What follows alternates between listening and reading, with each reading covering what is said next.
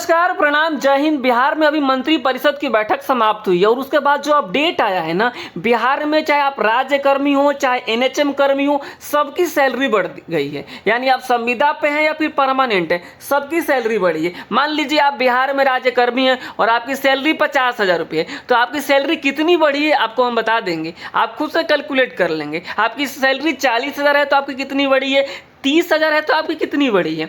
या फिर आप एनएम 865 वाले हैं तो आपकी सैलरी कितनी बढ़ी है। आपको पता होना चाहिए एनएम 865 में जब इनकी नियुक्ति 2021 के आसपास हुई थी, उसके बाद से इनकी सैलरी 1 रुपया भी नहीं बढ़ा था। अभी हमने कुछ दिन पहले एक वीडियो किया था इसके ऊपर, बहुत सारे जो है बहनों का मैसेज कॉल आया था कि हमारी सैलरी बढ़ी नहीं रही। यहाँ पे आप देखिएगा, यही जो है वीडियो है, यहाँ पे 865 की बात करी थी, जिसमें अप्रोक्स 500 लोग जो है क्या हो गए हैं, एज ए सरकारी के तौर पर ज्वाइन कर लिए हैं। यानी जो अभी परमानेंट 10,709 वाला आया था ना, उसमें ये लोग ज्वाइन कर गए। लेकिन बाकी लोगों की सैलरी कितनी है, 11,500 ही है।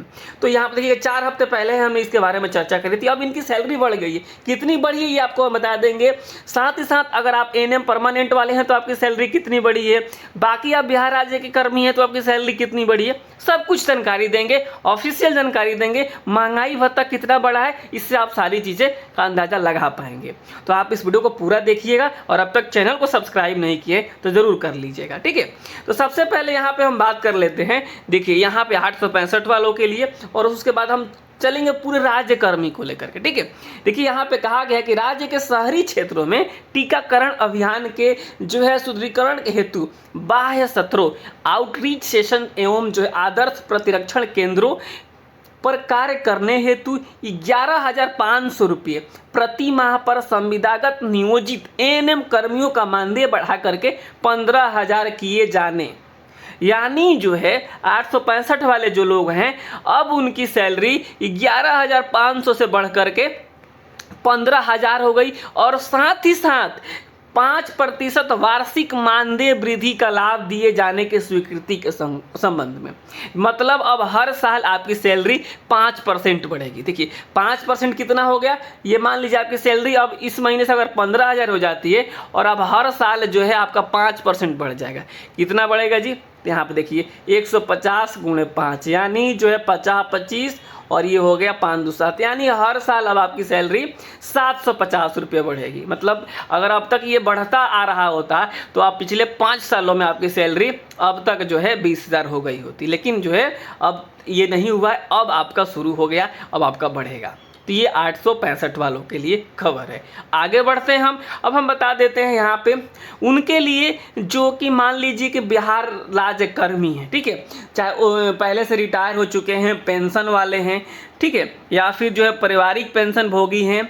इस तरीके से आप कोई भी कर्मचारी हैं, आप बिहार में एएनएम हैं, जीएनएम हैं, आप जो है लैब टेक्नीशियन हैं, आप मान के चलिए आप कोई भी राज्य कर्मी हैं, कोई भी क्लर्क हैं, टीचर हैं, कोई भी, सबका जो है सैलरी बढ़ा है। इसमें जो है महंगाई भत्ता जो है ना 55% था, अब महंगाई भत्ता को क्या किया गया है, 3% बढ़ाया गया है। 3% बढ़ाया गया है, ठीक है। तो अब कैसे 3% बढ़ता है इसको आप समझ लीजिए। ये जो है ना बेसिक पर बढ़ता है। किस पे बढ़ता है जी, बेसिक पर बढ़ता है। यानी आपका जितना बेसिक होगा ना उसका 3% बढ़ जाएगा ये, ठीक है। मान लीजिए कोई ऐसा व्यक्ति है जिसका बेसिक 30,000 रुपये है, ठीक है, कितना है, 30,000 रुपये है, 30,000 रुपये है। उनको अभी महंगाई भत्ता ना होता है, सरकारी आदमी को सब कुछ मिलता है ना जी, महंगाई भत्ता अभी मिलता होगा कितना, यहाँ पे जोड़ लीजिए, यहाँ पे कितना हो गया, 300 × 55 यहाँ पे कर लीजिए, ठीक है। आपको तो हम पूरा कैलकुलेट करके दिखा देते हैं। 5×3 = 15 और यहाँ पे क्या हो जाएगा, 5×3 = 15, ठीक है। तो इस तरीके से उनको अभी मिलता होगा। यहाँ पे आप देखिएगा जो है 0, 0, 5, 6 और 1, यानी जो है 16,500, ठीक है, 16,500।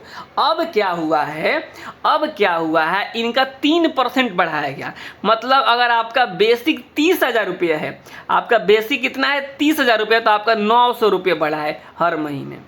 अगर आपका बेसिक मान लीजिए 20,000 रुपये है, ठीक है, 20,000 रुपये है, तो आपका जो है 3% बढ़ा है 600 रुपये हर महीने। अगर आपका बेसिक 40,000 रुपये है तो आपका बढ़ा है 1,200 रुपये हर महीने। मतलब आपके बेसिक का 3% महंगाई भत्ता बढ़ा है। ध्यान से आप कर लीजिए। तो आपका मान लीजिए 25,000 बेसिक है तो 750 रुपये बढ़ा है। जितना बेसिक है उसका 3% बढ़ा है ये बिहार के सभी सरकारी कर्मचारियों का। इस बात को आप लोग नोट डाउन कर लीजिए, ठीक है। मतलब ये 3% इस तरीके से बढ़ता है, बेसिक का बढ़ता है, ठीक है। तो ये बाकी लोगों के लिए मैंने बता दिया, और अब ने उसके पहले मैंने बता दिया था 865 वालों के लिए। अब एक आता है बिहार में जो एएनएम के तौर पे काम कर रहे हैं, एनएचएम के कर्मी हैं, एनएचएम के कर्मी हैं, एएनएम हैं, लैब टेक्नीशियन हैं या फार्मासिस्ट हैं, कोई भी है जो कि एनएचएम के थ्रू नियुक्त हुए हैं स्वास्थ्य विभाग में, उनकी सैलरी 10% बढ़ी है। मान लीजिए उनकी सैलरी अभी 20,000 रुपये है, किसी की 20,000 रुपये है, तो उनका 10% बढ़ गया है, मतलब कि 2,000 रुपये बढ़ा है, ठीक है, 2,000 रुपये बढ़ा है। अगर किसी की सैलरी अभी 15,000 मिल रही है, 15,000 मिल रही है, तो उनका जो है 10% बढ़ा है, तो 10% कितना हो गया जी, यहाँ पे कर लीजिए, तो 1,500 रुपये बढ़ा है, ठीक है। मतलब जितना आपका सैलरी है ना उसका 10% आप निकाल लीजिए, उतना आपका सैलरी बढ़ा है। आप एनएचएम कर्मी हैं स्वास्थ्य विभाग में, तो ठीक है।